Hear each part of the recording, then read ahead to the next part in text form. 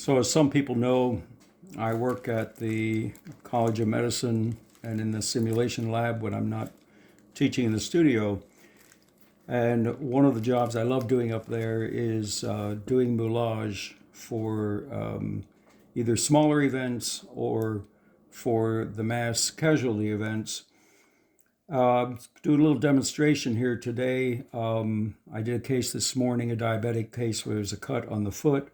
I'm going to apply this on my hand. So I'm going to apply both a cut and I'm going to apply a bullet wound, which I'll be doing later in May when we're doing a mass shooting event. So first I take a very small ball of skin putty or skin wax. I'm going to put this on, and with one stroke I'm going to try and smooth that out with my thumb.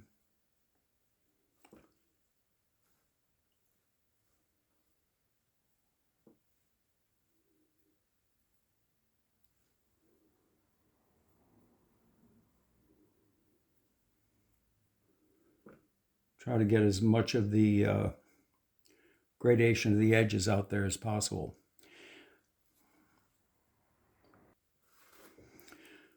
For the gunshot, I'm going to take an even smaller, get this in camera here. Let's see, where's my camera here? Okay, even smaller ball of putty. I'm going to put this up here on the top.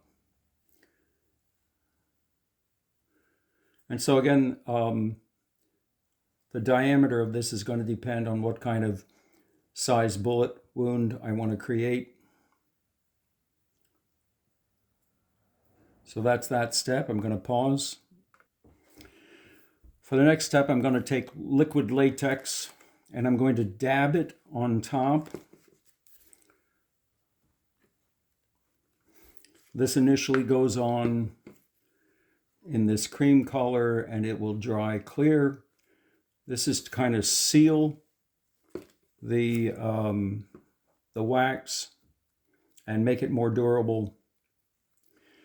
You can do it without if there isn't going to be a lot of contact, if no one's going to be touching it or whatever, but in some situations they have to measure wounds.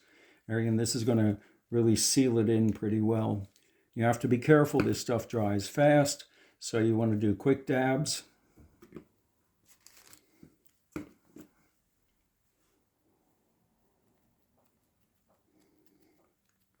Okay, and I'm going to wait a couple of minutes and let that fairly dry. If I wanted to make this even more durable, I'd take a single ply tissue and I'd put that on top and I'd put another coating or two of the liquid latex and repeat that process depending on how durable I want to make this. Okay, my next step now, and this is only if necessary.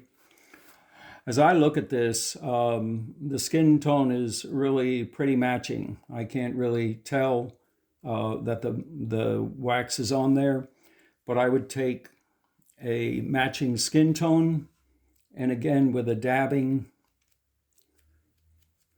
and you can blend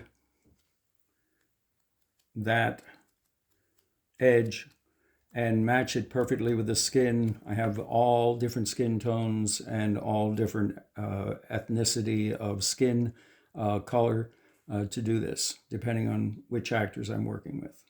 All right, there's the blend. The next step, if there's an infection, I'm going to put some red over the wound first before we make the cut. So I would just dab on some red there. On the bullet wound, I'm going to keep that as it is.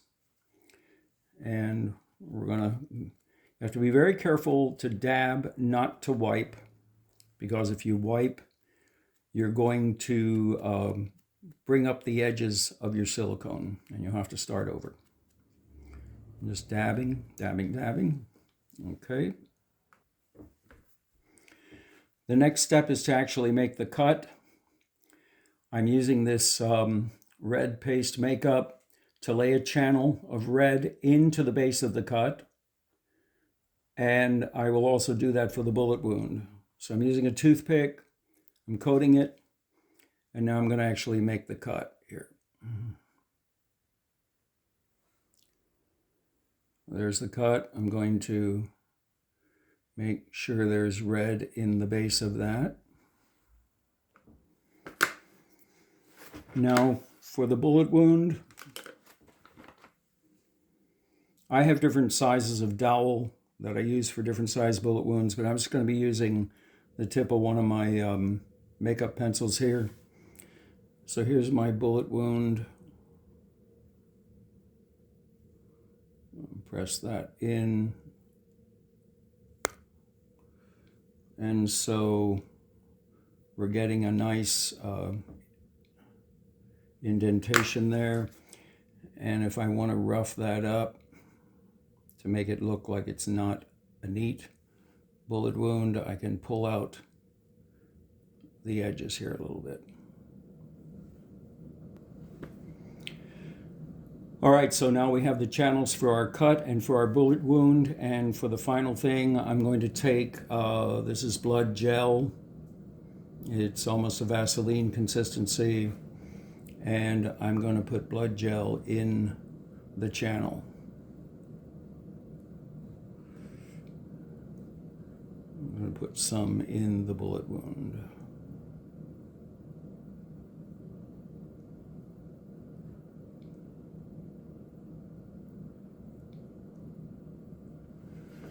Okay, so here we are. I got a nice cut, and we have a nice bullet wound, and that's the basic process. Of course, there's all other kinds of effects for bruises, abrasions. I do pneumothorax effects for the lungs, and I also do open fractures with a bone sticking out of legs and arms. Okay, there we go. That's my little moulage lesson. Bye.